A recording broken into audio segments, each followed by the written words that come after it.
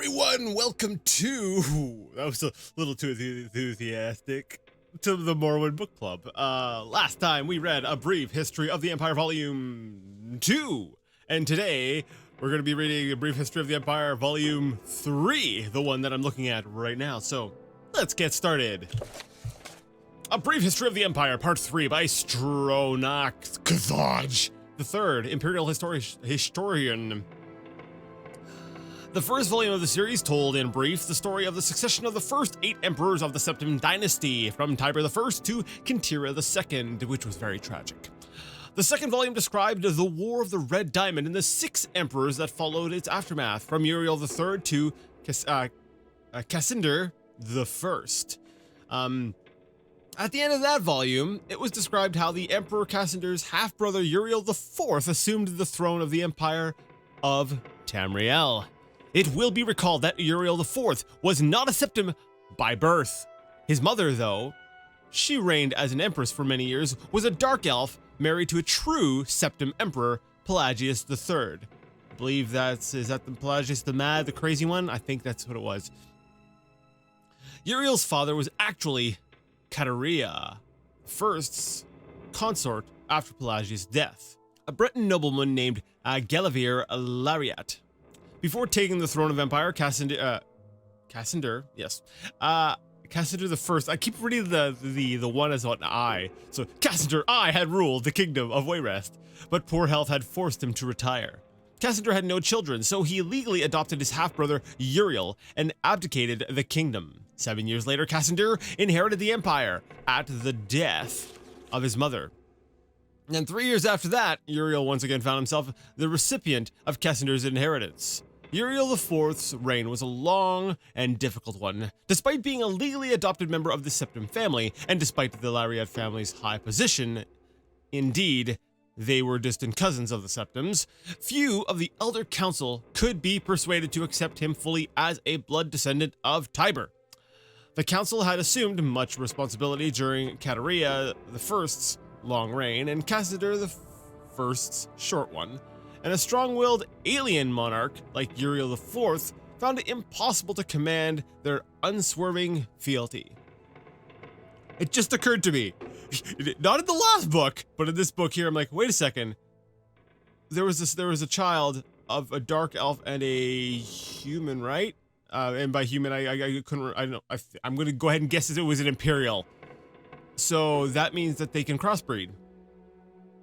And I guess we'll get into more speculation in like one of the main videos. But I think that matches with some of our creation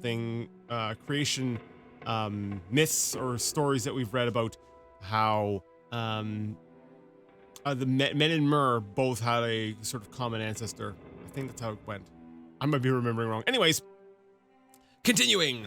Time and again, the Council and Emperor were at odds, and time and again, the Council won the battles.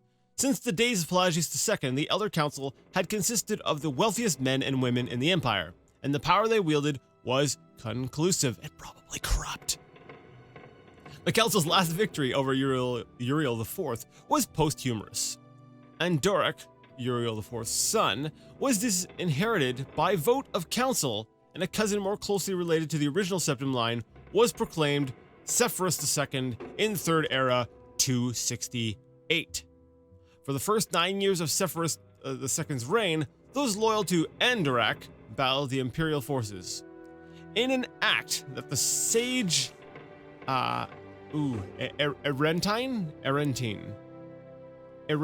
Erentine called Tiber Septim's heart beating no more, the council granted Andorek the High Rock Kingdom of Shornhelm to end the war, and Andorek's descendants still rule there.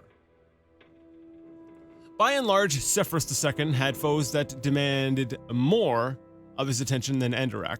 From out of a these words, Cimmerian nightmare. Yep. From out of a Cimmerian nightmare, in the words of Erentine, a man who called himself the Cameron Usurper, led an army of Daedra and undead warriors on a rampage through Valenwood, conquering kingdom after kingdom. Few could resist his onslaughts. And as month turned to bloody month in the year Third Era 249, even fewer tried. Severus II sent more and more mercenaries into Hammerfell to stop the usurpers' northward march, but they were bribed or slaughtered and raised as undead. The story of the Cameron usurper deserves a book of its own. It is recommended that the reader find Paulo Ilthry's The Fall of the Usurper for more detail. I'll make a note of that. The Fall of the Usurper. In short, however, the destruction of the forces of the usurper had little to do with the efforts of the emperor. The result was a great regional victory and an increase in hostility toward the seemingly ineffectuous empire. I think I said, did I read that right? Yes, I think I did. Uriel V, Severus II's son and successor, swiveled opinion back toward the latent power of the empire, turning the attention of Tamriel away from internal strife. Uriel V embarked on a series of invasions, beginning almost from the moment he took the throne in Third Era 268. Uriel V conquered Roskria, don't know what that is, in 271, Kathnokei in 276. Oh, yeah, wait, no, there's no G in there. Oh, Nexlia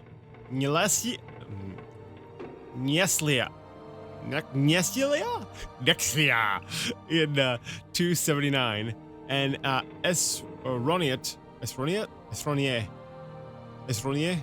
whatever, in 284. In Third Era 288, he embarked on his most ambitious enterprise, the invasion of the continent kingdom of Akavir. This ultimately proved a failure, for 2 years later, Uriel V was killed in Akavir on the battlefield of Ionith. Nevertheless, Uriel V holds a reputation second only to Tiber as one of the two great warrior emperors of Tamriel. The last four emperors, beginning with Uriel V's infant son, are described in the fourth and final volume of this series.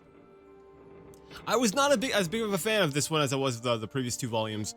This one here I felt was a little bit a little bit biblical. Yeah, if you ever spent any time, if you've ever read the Bible, the Christian Bible, I'll specify, like Matthew stuff, you get these passages where it's like, and this person begat this person, and this person begat this person. This one had a little bit more detail, but it kind of felt that's kind of what it felt like. I was reading it, but I wasn't really absorbing much because it was kind of like, this is kind of dry.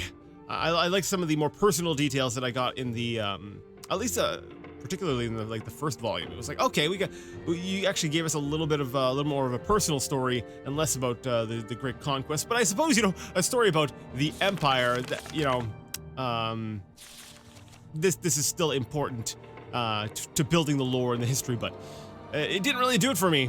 Sorry to say. If you like the book though, and you're like, hey, shut up, Jason, that was an amazing read, I liked that book, then go ahead and give it a thumbs up. If you didn't, by it, I mean my video, yeah, I'll pass along the light to the book. If you didn't like it, you're like, yeah, Jason, that book sucked, go ahead and give it a thumbs down. Boom, it's all right. I will not take it personally. I'll be like, that's not for my video, that's not for my reading, that's for the book, and I will pass it on to the book, and then we will, yes.